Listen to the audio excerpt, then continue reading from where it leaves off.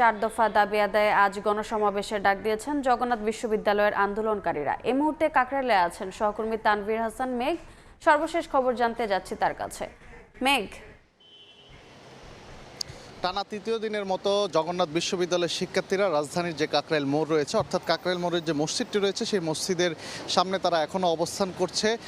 প্রায় 37 ঘন্টার উপরে হচ্ছে তারা এখন পর্যন্ত এই সড়ক ছেড়ে যাননি, এবং তারা বলছে যে দাবি যতক্ষণ পর্যন্ত আদায় হবে না ততক্ষণ পর্যন্ত তারা এই সড়ক ছেড়ে যাবেন না। এবং একটি নতুন তথ্য আপনাদেরকে জানিয়ে রাখতে চাই, তারা মূলত যে 3 দফা দাবি নিয়ে আন্দোলনটি শুরু করেছিল সেটি এখন 4 দফাতে রূপান্তর হয়েছে। এবং সেই সঙ্গে তারা গতকাল রাতেই কিন্তু শিক্ষক সমিতির যে সাধারণ সম্পাদক রয়েছেন তিনি ঘোষণা দিয়েছেন আজ 10টা বাজে, ঠিক এই 10টায় কিন্তু এই কাকরাইল মোড়ে তারা একটি গণসমাবেশ করা রয়েছে, যেখানে কিনা হচ্ছে প্রাক্তন যে সকল জগন্নাথ বিশ্ববিদ্যালয়ের শিক্ষার্থীরা রয়েছেন তারাও এখানে যুক্ত হবেন। এবং সেই সঙ্গে দুপুরের পর অর্থাৎ জুম্মার পরপরই তারা গণ অনুষ্ঠানে যাওয়ার কর্মসূচি কিন্তু দিয়েছেন। এবং সেই সঙ্গে একটু জানিয়ে রাখতে চাই যে মূলত তারা আবাসন ভাতা এবং জগন্নাথ বিশ্ববিদ্যালয়ের দ্বিতীয় ক্যাম্পাসের কাজ পরবর্তী একনেক সভায় অনুমোদন ও প্রস্তাবিত পূর্ণাঙ্গ বাজেট অনুমোদনের 4 দফা দাবিতে তৃতীয় দিনের মতো কিন্তু আজ অবস্থান কর্মসূচি পালন করছে বিশ্ববিদ্যালয়ের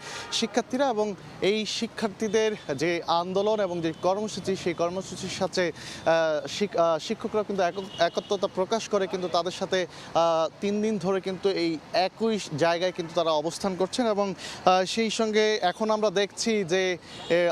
আমরা কিন্তু দেখছি যে কেউ শুয়ে আছেন, আবার কেউ বসে আছেন, আবার এখন পর্যন্ত আমরা দেখছি যে অন্য কেউ খোঁজ গল্পে মেতে যেভাবে পারছেন এই কর্মসূচি পালন করছেন। এবং সেই সঙ্গে তারা বলছে যে সুস্পষ্ট বার্তা দিয়ে তারা বলছে যে যতক্ষণ পর্যন্ত তাদের দাবি আদায় হবে না ততক্ষণ পর্যন্ত তারা এই সড়কটি মোটেও ছেড়ে চলে যাবেন না।